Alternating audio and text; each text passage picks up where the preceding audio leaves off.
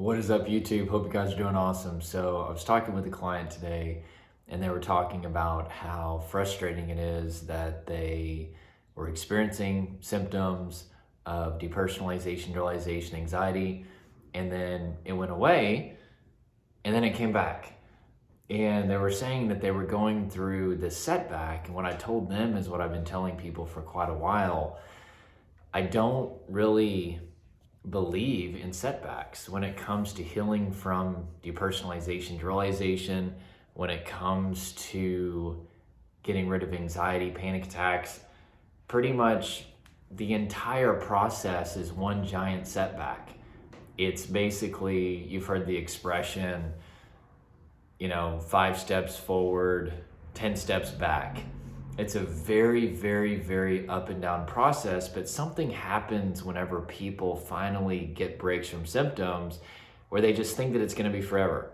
There's something in their brain that tells them, oh, it's over, right? And I think the reason that this happens is because if you think about it, there's a lot of things that we experience that we get over in a linear trajectory. What I mean by that is, let's say you get the flu or something, or get a cold, right? You're gonna have the worst days of it, and then you're going to get better and better and better. And then there's that moment where, hey, I feel normal again. Once you hit that normal point with a lot of things in life, you're good. You're not gonna have to go back to the extreme time that you had at the beginning of dealing with that thing. So I think we've been programmed based upon a lot of things that we experience to believe that once we feel good, we're gonna stay feeling good. But whenever we're talking about anxiety and panic attacks and depersonalization, derealization, it's a whole nother animal. We're talking about desensitizing sensory environments that are associated with threat because you've had painful experiences in them. You got to expose yourself to the sensory environments repeatedly. I also teach people to also relax their body in addition to the exposure. You're gonna have to set up boundaries in your life that are preventing fatigue and preventing stress, and that includes boundaries with work, boundaries with people, which that can take some time to set those things up. There's also a huge education that has to happen. We have to renew our minds to the scientific education about the symptoms and realize that the symptoms are not even the problem. We thought that they were the problem, but they actually were never the problem. They were the solution. Fight, flight, freeze response is there to help you, not hurt you.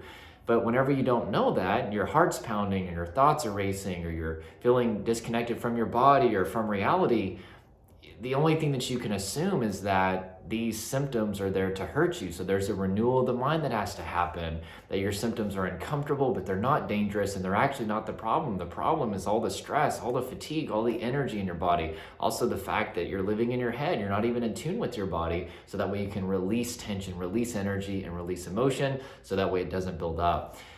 So there's just so many things that have to happen in order for you to get free of these symptoms, right? You've got to take the focus off the symptoms, and you got to start challenging your mind again with healthy things. Instead of investing all of your creative intellect in these symptoms, you have to start investing your creative intellect in healthy creative outlets. You got to start challenging your mind in the form of just challenging yourself in general, setting goals for yourself.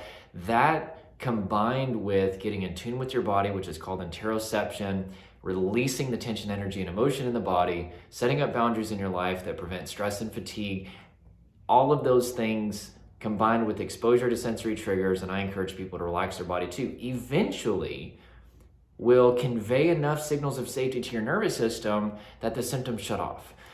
But that's a process, that's a marathon and not a sprint. And in the meantime, what's gonna happen is you're gonna basically be having moments where you get back into what's called your social engagement system, which is the ventral vagal branch of your parasympathetic nervous system. It's what allows you to feel calm and safe and connected. And you're gonna be like, yay, it's all over. I'm good. The symptoms are gone. And then what's gonna happen is my dog just growled. Hey, Scooter, come here. Come here. Come say hi to the people. Come here. Come here. Come here. Oh God, he's gonna get hair all over my shirt. But anyway, basically what's gonna happen is you're gonna get breaks from symptoms, and then you're gonna get into a sensory environment that you haven't desensitized yet through repeated exposure, and also relaxation is what I encourage people to do. You okay? And or you're just gonna not get a good night's sleep or something, or there's just gonna be a situation that happens that's, super stressful, or maybe, yeah, there's just so many different things that could happen. I could probably list out 100 different situations that could happen, but why are you growling so much? Are you okay, buddy? What's wrong? What's wrong, buddy? Anyway, but what you need to know is that everybody experiences this. Everybody goes through the ups and downs and ups and downs. Okay, buddy, you gotta go. I appreciate you. I love you so much, dog, but your growling's kind of freaking everybody out. But everybody has those ups and downs and ups and downs. So don't think that because you finally get a break from symptoms that it means that it's going to be forever automatically. You can live free of fight, flight, freeze response. I believe that. I experience it. I help people experience this every single day, but it's going to be a roller coaster. It's going to be up and down. And so don't have that expectation that once the symptoms shut off, that they're going to stay shut off, because you're setting yourself up to be very, very disappointed whenever the symptoms come back and then they go away and then they come back.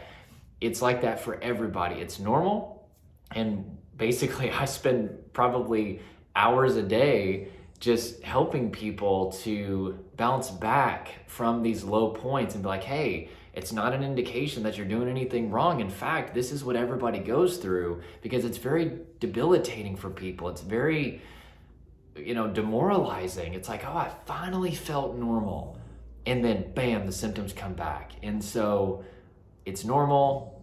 It's not an indication that you're doing anything wrong. Everybody has to go through it. So be encouraged if this is happening to you. And last thing I say is this is actually good, because the fact that you're getting breaks from symptoms is proof that things are changing in your nervous system. But people are so focused on the fact that they were getting breaks from symptoms, and then now the symptoms are back, that they're not seeing that. And it's kind of like this all or nothing mentality, but you have to understand it's a marathon, it's not a sprint. So you have to celebrate whenever you're getting breaks from symptoms, because that's how our brain, body, and nervous system heal. It's very progressive. It's very slow. It's not like this push button where everything's better and stays better, unfortunately. So with that being said, smash that like button if this helped you. Comment something below if you had a question or you just want to share something positive. That'd be awesome. If you are not part of the Fearless family, make sure to smash the subscribe button. You guys, it's getting kind of violent. Okay, don't smash your phone. Don't break your phone. But if you're wanting to get help healing from anxiety, panic attacks, depersonalization-derealization, that's what this channel is all about. And my dog is still growling. You okay, boy? You good? You good? You hungry? Oh, are you hungry? Oh, I gotta go check his food now. All right, talk to you guys soon.